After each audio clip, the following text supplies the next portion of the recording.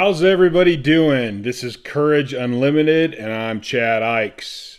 Lately, I've been talking about some pretty serious concept ideas, things going on in the world, and I don't want this channel to just be about serious stuff all the time because there's a lot of good, positive, fun things in life as well.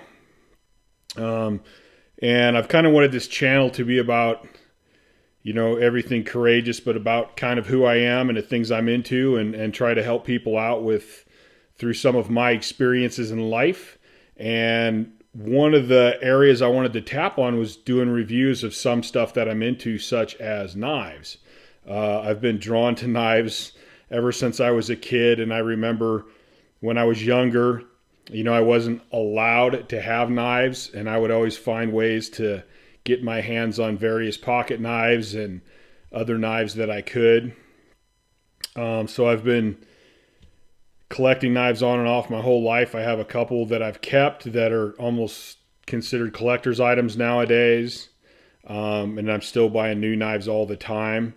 I actually have like my everyday work carry knives that I beat the snot out of, up to higher quality knives that I like. I have my dress up knives that I actually will wear. And they range everywhere in between there. Some of my knives, they're like such artwork to me. It's almost hard to use them that much. But I have my knives that I use regularly too.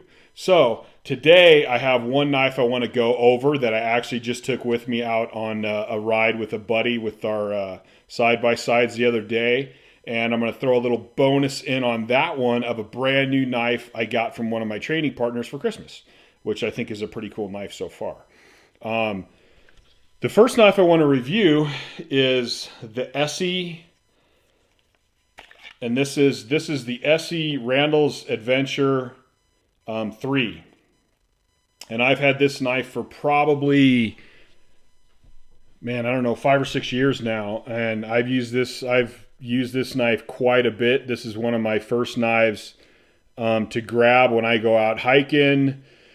If I'm out on my razor, I've used this knife multiple times over at my brother's little farm, butchering chickens and animals over there. Just been a great little knife. You can kind of see in the handle used to be really nice and clean, and it just keeps getting darker and darker from all the damage I do to it. This knife, again, it's made by, let me see if I can get that on there. It's an Esse. And this has got a 3.87 inch blade, 4.4 inch handle. So overall is 8.3 inches. You can see right there, I can get pretty much, I don't have a really big hand, but I don't have a small hand either, I guess.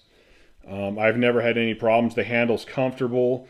It has the canvas micarta on it, which I think even with the blood and stuff, when you're butchering, I can still grip it pretty well.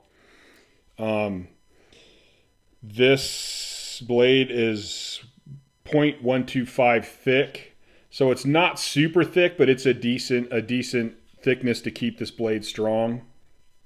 It's 1095 carbon steel, which is a good steel, but it's not necessarily very modern. There's a lot of really cool steels out there, and they're still coming out with new ones all the time. One of my knives had a steel I had to look up because I'd never hadn't actually dealt with it yet. The 1095 is really common for kitchen knives because it has a good edge, and you can it's a hard knife.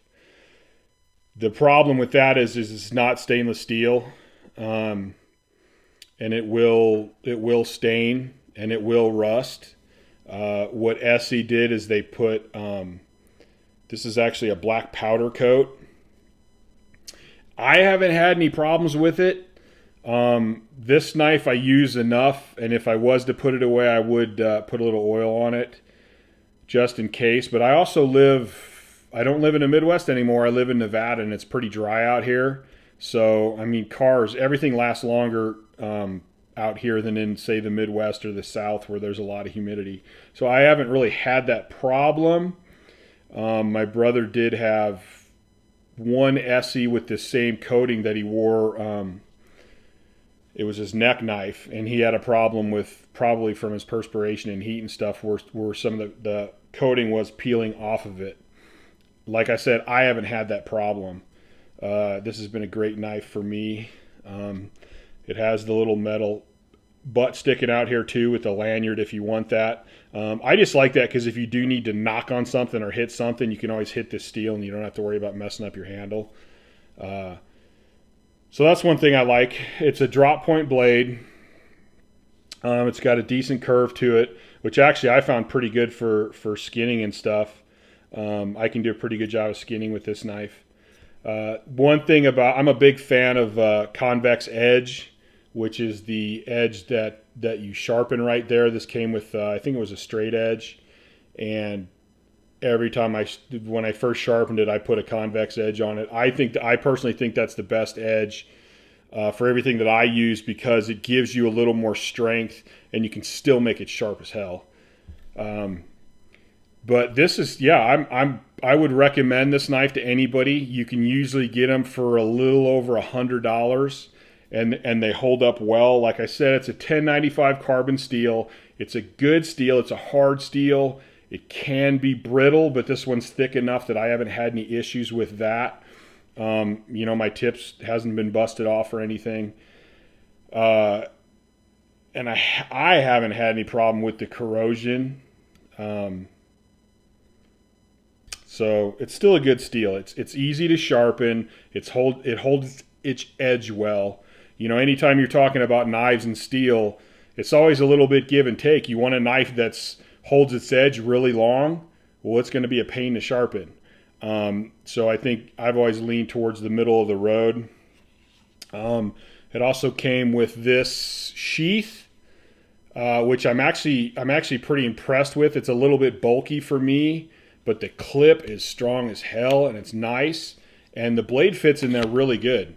A lot of times when I'm backpacking, I clip this on my backpack where it fits like this. And as you see, I've never lost the knife. I've never had it fall out. It fits in there really tight, but to pull it out, you can put your thumb right here on this edge and it comes out. So it fits tight, but you can get it out really easy too.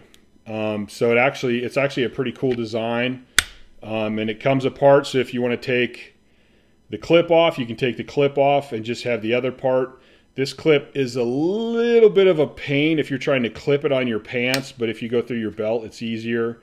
And again, if it's a little pain to get on, then it's going to stay on because the clip is pretty strong. And so yeah, this little Esse knife has been a good knife. This was my first Esse knife that I bought. I like it. I'd buy another one. Yeah, it's a solid knife. It's actually pretty light with the micarta handle, and it's thick but not too thick, the steel. So yeah, I would recommend this for a camp knife, survival knife. I think anytime you go hiking, you should always have a knife with you because it's just probably the most important survival piece of equipment you could have. So I think that's pretty much about it to say about it. If you guys have any questions, please comment below and I'll try to get back to them as quick as I can. But Esse Knives, this is a 3, and it's this one's Randall's Adventure, which is an outfitter, survival guy.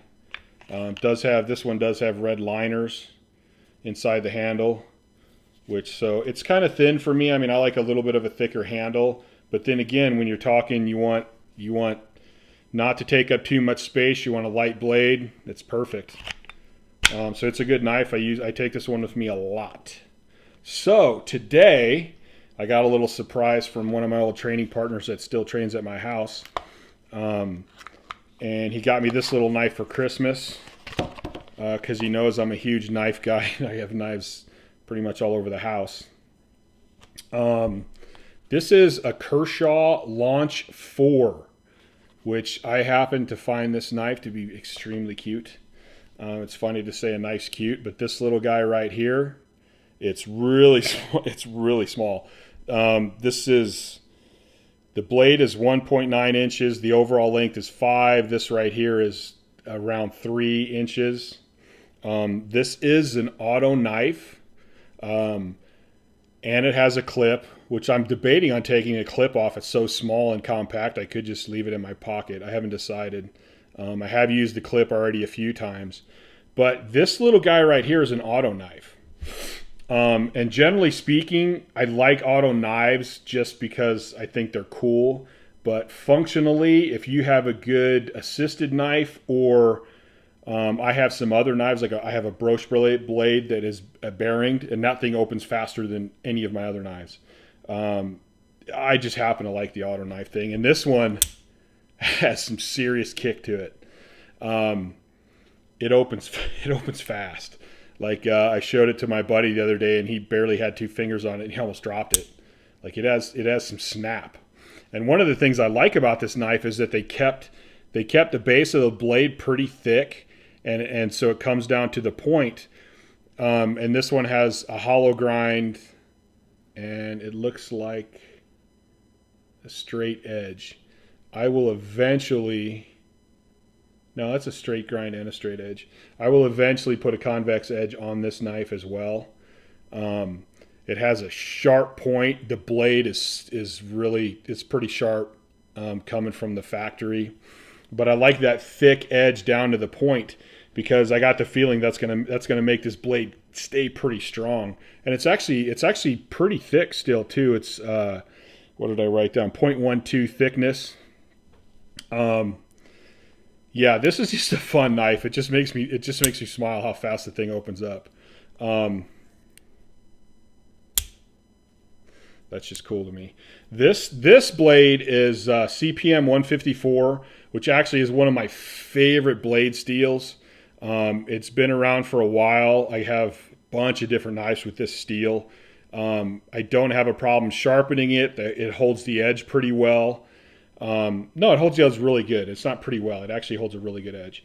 I think it's just general, like I said, with steels, you can, there's all these give and takes. And I think the CPM 154 is a really good middle of the road knife. If you do want to polish it up, you can polish them really nice. You know, it's not gonna stain, it's not gonna rust. So you don't have to be quite as careful with it. I'm a big fan of A2 tool steel just because it's kind of old school, but you know, there's certain maintenance you have to do with that blade. This CPM 154 you're never going to have to touch.